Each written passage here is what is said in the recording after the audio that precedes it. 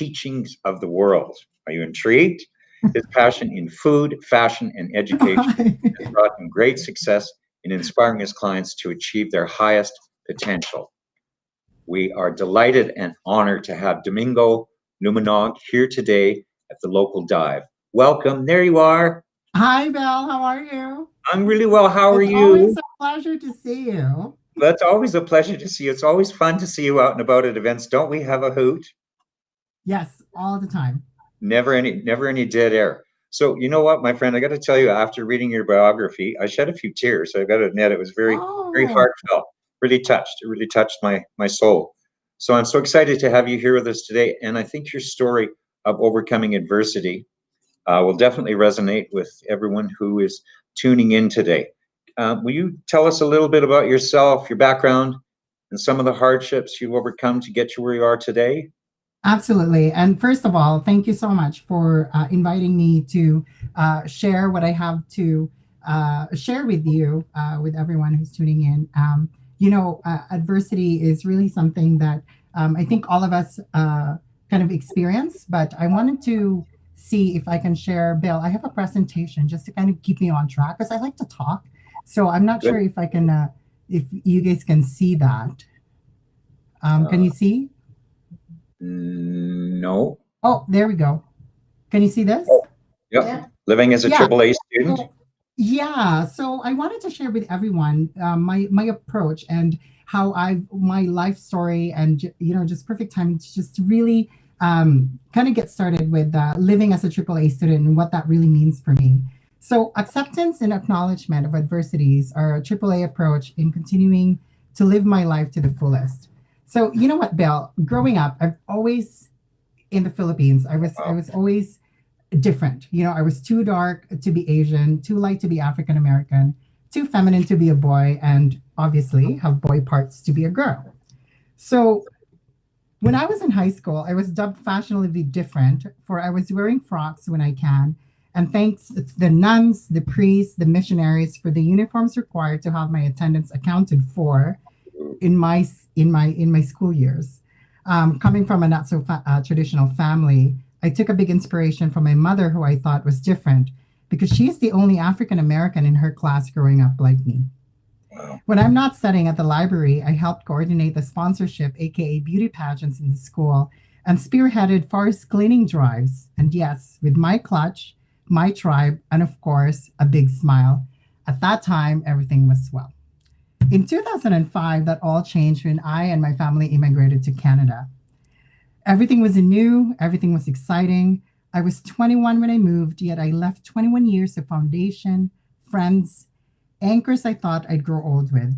So here I am, a stranger in a strange land as an immigrant. I had to make a choice.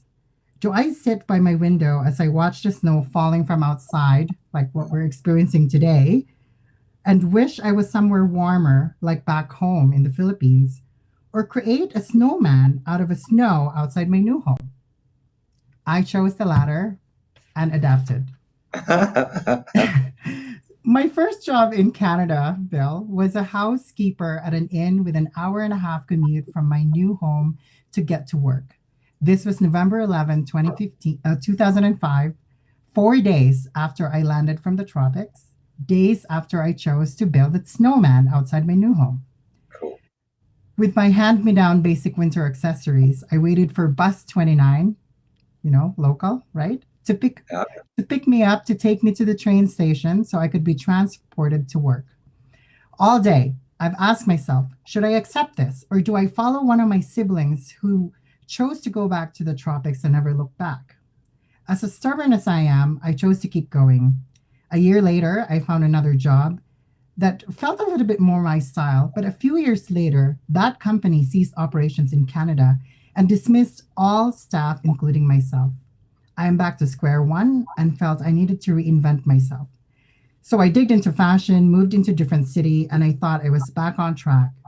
The job failed me once more, and I left making another decision to go back to Calgary and declare bankruptcy. The year was 2015. Oof. I felt horrible. I felt like giving up. I did not see any value in living. There were even times when friends would drive to me so I can get out of bed with their help to see the sunshine.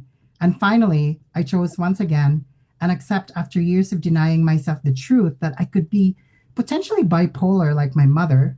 Sessions upon sessions of therapy and studying, struggling with a weight on my shoulders, it felt like sadness was never going away. Thankfully, the diagnosis came in and I was clinically depressed. The promise that a daily pill intake to rid of demons in my head, finally making attempts of ending my life anew. Stubborn, different, and a go-getter, I wanted to change. I was given a lifeline through science and wondered if there was a way to cure myself without it. A backpack and over 200 pounds of body weight at 5 feet and 2 inches, I took a plane and arrived in India and started my dedication of a practice and found yoga. I was still 200 pounds, mind you, when I came back and completed my yoga teacher training, but seriously felt lighter than ever. I realized the practice of being present and mindfulness can do a lot to the body and mind. I could have stopped at any time. I felt any adversities were over. I was free and happy. But alas, I still needed the pill. I still feel sad at times, and the voices of feeling not good enough, not worth enough still lingers. So I pushed myself, distracted. Tried drag performing, where I sing to tunes that made me happy to a crowd. But then again, I was too different, as the drag performances normally limit performances to lip syncing and not live singing.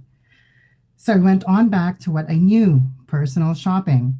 Few months of being focused, I was the first person they awarded to fly to the store's flagship in New York City with top clients to host and to everyone's envy. And also got me my best dressed spread for Avenue magazine. Oof. But still, something was missing. Today, I manage a learning center, and as my boss would call it, a very responsible job. Not saying that my previous ones weren't. I finally realized wherever you are, adversities will follow. So it is up to me to tackle it head on and move along. I share with you today the very core that once made me question my purpose and my worth. Too dark to be Asian, too light to be African American, too feminine to be a boy, and yes, have boy parts to be a girl. But that's okay. I accept it because I am different. Oh, wow. Born with the adversities. Oh, thank you. So born with the adversities where I didn't fit in any boxes, Bill. I could have easily made myself empowered by victimhood, but I chose to rise above it all. I celebrated. In fact, when I was 200 pounds, remember that picture? I hired a photographer to take photos of me in my birthday suit just to celebrate it. I entered into territories where I pushed my boundaries and admitted when it's time to halt and move on. When we are first introduced to adversity, either laid on us or upon us, we have a choice. Do we accept where we are, acknowledge what we do, or do we deny ourselves with a time that we all know is borrowed? So my acceptance and acknowledgement of adversities catapults my respect for life and my approach to living life to the fullest as a AAA student. I hope this has been helpful, and I hope I can see myself again back to the right here. And hopefully everybody can kind of share a little bit of what I've experienced through and gone through. Very powerful. Thank you enough. And unfortunately, very often those that are unique in the world are the ones that are most put upon. So, celebrate being unique and celebrate your oneness and your individualness, and you just keep rocking it because you're really cool and very inspiring. So thank you for taking the time to be with us today. We really appreciate it a lot. Of course, Bill. And you know what? I appreciate people like you and people that have put this event together, because this is the reason why people like me exist and have the strength and the capacity to show up to the world, because I'm showing up to the world for me. But really, by the end of it, I'm showing for the world for us, because we have people like you that I'm very grateful for that, sets the platform for people like me. Thank you. Take care. Look forward to seeing you out and about at some point in the future. Thanks That's again. Great. Thanks, Bill. Take care. Over to you, Fuzzy. next guest as Queen's Playground. She's a rehabilitation specialist by day and a fashion and lifestyle blogger by night.